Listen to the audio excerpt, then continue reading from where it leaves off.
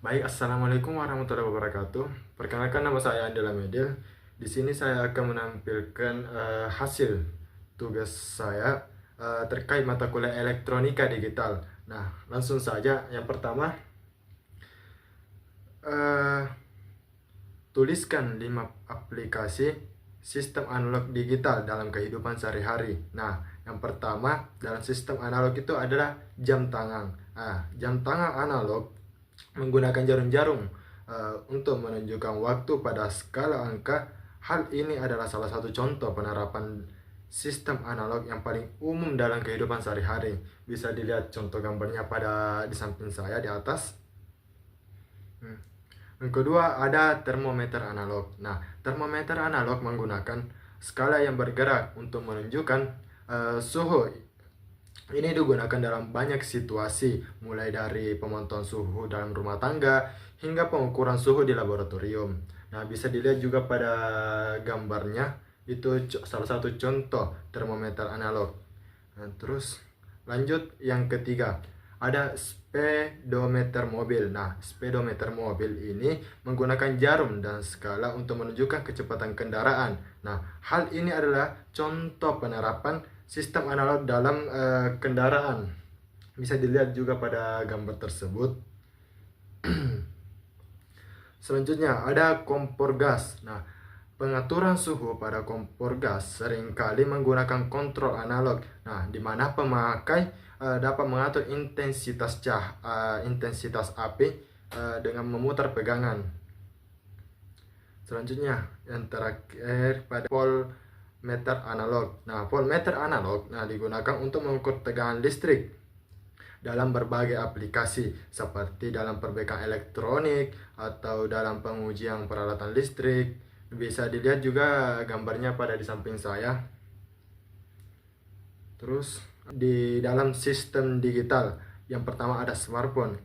Smartphone menggunakan sistem digital untuk berbagai fungsi, mulai dari panggilan telepon hingga aplikasi media sosial dan permainan juga. Nah, kedua ada komputer. Nah, komputer modern beroperasi secara digital, memproses dan menyimpan data dalam bentuk binar dan menggunakan sinyal digital untuk berkomunikasi dengan perangkat lain.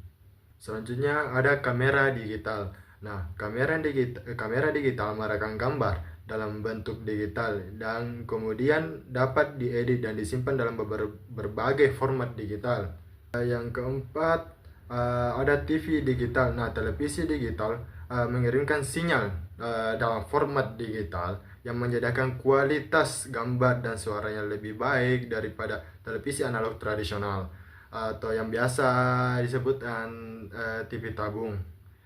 Terus juga yang terakhir ada ATM. Mesin ATM menggunakan sistem digital untuk memproses transaksi keuangan. Nah, memungkinkan pengguna untuk melakukan penarikan uang, transfer dana, dan berbagai layanan perbaikan lainnya secara elektronik. Nah, selanjutnya jelaskan perbedaan sistem analog dan digital. Yang pertama ada representasi data analog. Menggunakan nilai kontinu yang berkisar dari satu nilai ke nilai lainnya secara mulus. Nah, contohnya adalah gelombang suara atau voltase listrik. Nah, yang berfluktuasi secara kontinu. Selanjutnya digital menggunakan nilai diskrit yang terdiri dari angka-angka binar atau 0 dan 1 yang mewakili informasi. Data digital dipecah menjadi bit-bit yang mewakili nilai-nilai tertentu. Selanjutnya yang kedua ada presisi dan akurasi. Nah, analog rentan terhadap gangguan dan noise sehingga presisi dan akurasinya bisa terpengaruh. Nah, sedangkan digital lebih tahan terhadap gangguan dari noise karena sifat diskritnya. Nah, sehingga umum memiliki presisi dan akurasi yang lebih tinggi. Yang ketiga, penyimpanan dan pengolahan analog. Nah, sulit untuk disimpan dan diproses secara akurat karena memerlukan perangkat khusus untuk memproduksi dan mengubahnya. Sedangkan digital lebih mudah untuk disimpan dan diproses karena dapat diubah menjadi kode biner yang dapat diproses oleh komputer. Selanjutnya yang keempat, fleksibilitas analog, kurang fleksibel dalam hal manipulasi dan pengolahan data karena sifat kontinu dan analognya. Nah, sedangkan digital lebih fleksibel karena data dapat dengan mudah diubah, disalin, dan dimanipulasi tanpa kehilangan kualitas. Selanjutnya yang terakhir adalah kebutuhan teknologi. Nah, analog memerlukan teknologi khusus untuk merekam, menyimpan, dan mentransmisikan data analog, sedangkan digital dapat menggunakan teknologi komputer dan perangkat digital yang umum tersedia untuk merekam, menyimpan, dan mentransmisikan data digital. Selanjutnya, jelaskan rangkaian dalam gedung OR dan NOT dan gambarkan sistem kelistrikannya. Yang pertama, ada gerbang OR atau OR gate.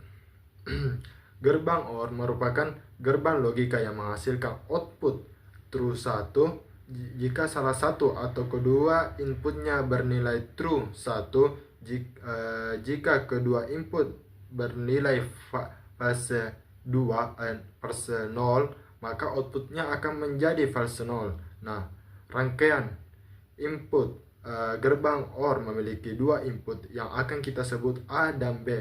Nah, output dari gerbang OR disebut 0, disebut Q. Logika. Nah, output Q akan menjadi true 1 jika setidaknya salah satu input A atau B atau keduanya bernilai true 1. Selanjutnya, gerbang NOT atau NOT gate. Gerbang NOT juga dikenal sebagai inverter, menghasilkan output yang merupakan kebalikan dari inputnya. Nah, artinya jika inputnya true 1, maka outputnya akan menjadi false 0 dan sebaliknya. Nah, rangkaian input gerbang NOT memiliki satu input yang akan kita sebut A. Nah, output dari gerbang NOT disebut Q. Nah, logika output Q akan menjadi kebalikan dari input A. Nah, jika input A adalah true 1, maka output Q akan menjadi false 0. Dan jika input A adalah false 0, maka output Q akan menjadi true 1. Nah, ini ada gambar sistem kelistrikan gerbang OR. Yang di sini ada pada gambar 1 simbol gerbang logika OR yang ada gambarnya bisa dilihat, dan terus yang di tengah itu gambar 2 rangkaian saklar untuk membuat logika OR. Nah, terus yang ketiga itu gambar rangkaian transistor untuk logika OR. Bisa dilihatkan di samping saya. Terus gambar sistem kelistrikan gerbang NOT. Pada gambar 1 itu ada simbol gerbang logika NOT. Yang di tengah gambar saklar untuk logika NOT. Dan yang ketiga rangkaian transistor untuk logika NOT. Bisa dilihat pada samping saya. Nah, yang terakhir, sebutkan AC digital untuk gerbang AND, OR, dan NOT. Nah, berikut adalah beberapa contoh AC atau integrated circuit digital yang umum digunakan untuk masing-masing gerbang logika. Yang pertama, gerbang AND. Nah, contoh AC adalah 7408,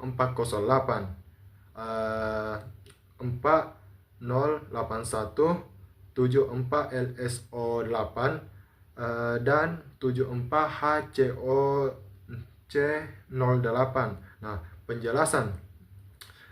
AC ini mengimplementasikan gerbang AND dengan beberapa input tergantung pada jenisnya. Nah, misalnya AC 7408 memiliki 4 gerbang AND 2 input. Selanjutnya gerbang OR. Contoh AC 7432. Nah, 4071, 74LS32, dan 74HC32. Nah, penjelasannya, IC ini mengimplementasikan gerbang OR dengan beberapa input. Contohnya IC 7432 adalah gerbang OR 4 input. Nah, yang terakhir, gerbang NOT. Contoh IC 7404, 74LS04, 74HC04. Nah, penjelasannya, AC ini mengimplementasikan gerbang NOT inverter IC 7404. Misalnya adalah gerbang NOT dengan 6 inverter tunggal. Nah, mungkin sekian dari penjelasan saya terkait mata kuliah elektronika digital, dan saya mengucapkan terima kasih. Wassalamualaikum warahmatullahi wabarakatuh.